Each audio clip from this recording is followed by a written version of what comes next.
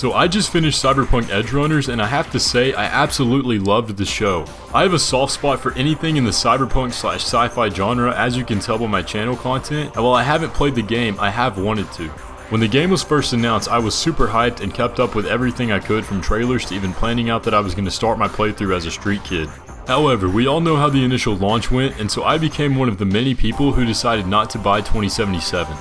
That being said, I still love the setting and aesthetic of the game, so when they announced Cyberpunk Edgerunners, I was extremely happy to absorb this world through a different medium.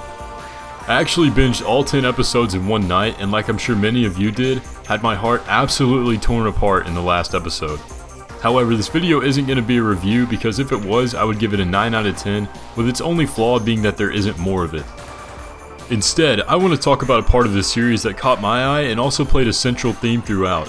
That being the slow burn of insanity that we see plague our characters, known as Cyberpsychosis. That's what we're going to explore today, so before we get started, please hit the like button and the subscribe button, and let's get into it.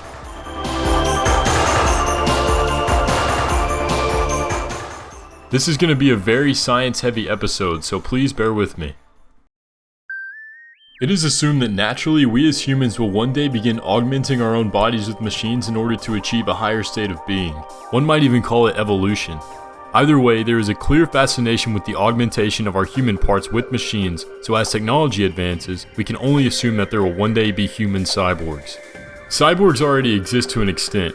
For instance, we could theoretically classify a human with a pacemaker as a cyborg, as their heart is kept in check by a foreign machine that now resides inside their bodies. We could also say the same about people with robotic arms, even though they're quite rudimentary at this stage in the technological progression. In any case, we are already on the inevitable road to becoming cyborgs. So with that in mind, one thought that kept playing in the back of my mind was, assuming the level of cybernetic augmentation in this show will one day be possible, could future human cyborgs actually be afflicted with cyberpsychosis?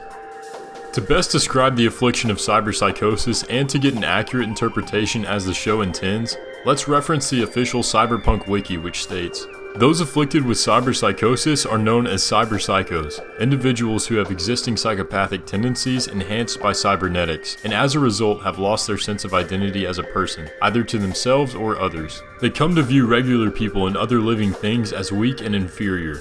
With their enhanced physical abilities and complete disregard for life, cyberpsychos are extremely dangerous to anyone that crosses their path. Cyberpsychosis can eventually affect anyone modified with cybernetics, but the less empathetic or psychologically stable a person is, the more susceptible they are to it. What we see in the show is that as more and more of the characters' human parts get replaced by machines, they start to slowly lose themselves until they turn into a sort of cyborg animal that has an unrelenting lust for blood and killing. In fact, the first scene of the show is of a cyberpsycho taking his rage out on a squadron of Night City police. And as we can see, this cyberpsycho has lost his humanity and his consciousness is slipping away, lost in an alien body that is now being ravaged by his own immune system. As he fights the police, we see him utilize lots of cybernetic augmentations, such as cybernetic eyes, guns in his arms, and a special military-grade augmentation that grants him super speed. While all of this is very clearly science fiction, I want to take this idea as far as we can and tackle all of the implications these augmentations would have on the human brain, and if they would, how they would theoretically drive the mind into madness. Taking all of this into consideration, I want to approach the issue from a couple different angles. There is the option that the addiction to chrome itself is what makes the psychos mad, but to me the idea that the actual augmentations are doing it is a lot more interesting. To explain this, I have two theories. First, as we see in the show, the fact that our characters use immunosuppressants to combat the effects of cyberpsychosis makes it seem like it's caused by an attack from the immune system due to these foreign machines being installed to the nervous system. So would this have any weight in the real world, and if so, would it really lead to the effects like we see in the show?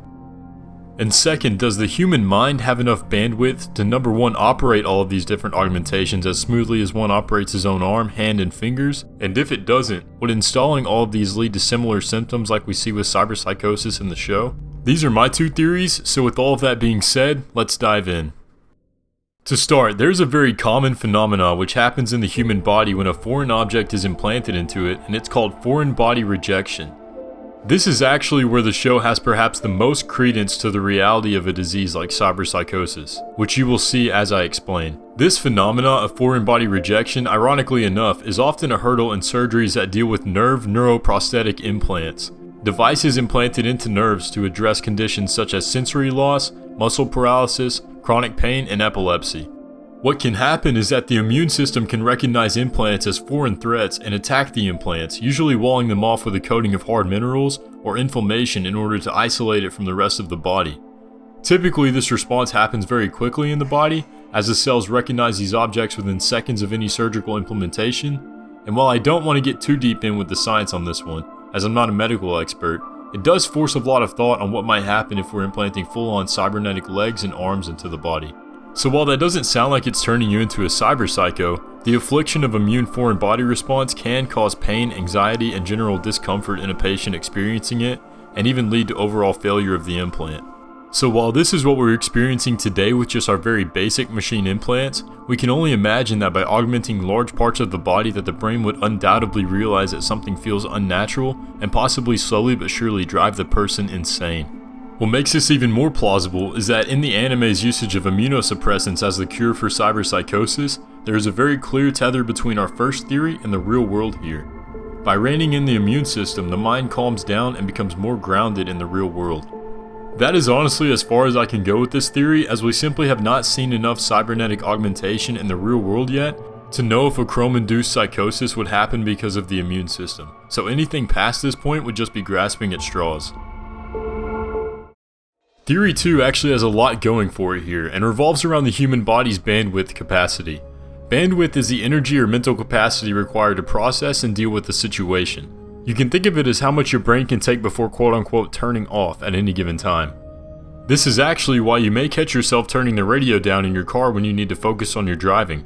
The sound you hear shouldn't affect your ability to see and drive, but it does, because of this bandwidth capacity. The brain's capacity for bandwidth sits right at around 41 bits per second, and those 41 bits per second are what you perceive as reality.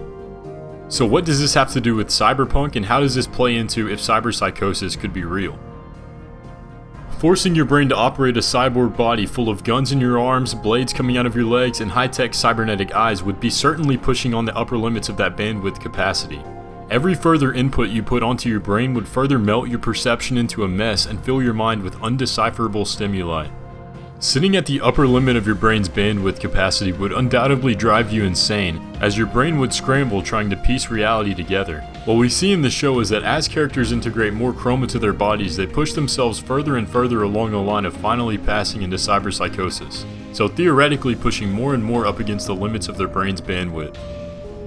So while this doesn't provide a perfect explanation for the reason of cyberpsychosis in the anime, it does represent a hurdle that we as humans will have to overcome on our quest to merge with machines if we want to avoid going insane, or becoming cyberpsychos ourselves.